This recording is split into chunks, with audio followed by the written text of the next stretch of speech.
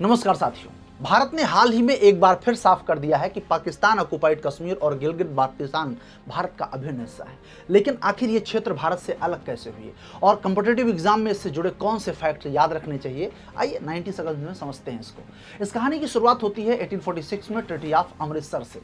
इसी संधि के बाद महाराजा गुलाब सिंह ने जम्मू कश्मीर, लद्दाख और बाद में गिलगित क्षेत्र को मिलाकर princely state of Jammu and Kashmir का नींव रखा।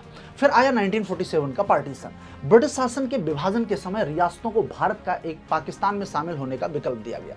जम्मू कश्मीर के शासक महाराजा हरि सिंह ने शुरुआत में स्वतंत्र रहने की इच्छा जाहिर की, लेकिन अक्टूबर 1947 में पाकिस्तान समर्थित कबायली सेना जब कश्मीर पर हमला कर दिया तो इसके बाद महाराजा ने इंस्ट्रूमेंट ऑफ एक्सेशन पर हस्ताक्षर करके भारत में शामिल होने का फैसला किया और भारतीय सेना ने मोर्चा संभाल लिया। यहीं से शुरू होता है इंडिया पाकिस्तान वार 1947-48।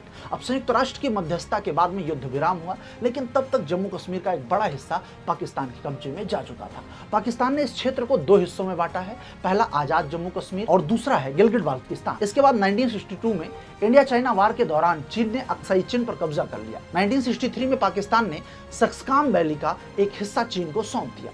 अब याद रखने वाली सबसे महत्वपूर्ण बात है कि मूल जम्मू कश्मीर रियासत का क्षेत्रफल अप्रॉक्स 2.22 लाख वर्ग किलोमीटर था। आज इसके लगभग 48% हिस्से पर भारत का कब्जा है, 35% हिस्से पे पाकिस्तान का कब्जा है और 17% हिस्सा चीन के नियंत्रण में है। भारत और पाकिस्तान के बीच की सीमा को लाइन ऑफ कंट्रोल कहा जाता है, दैट मीन LOC, और जबकि चीन और भारत के बीच की सीमा को line of actual control LAC कहते हैं।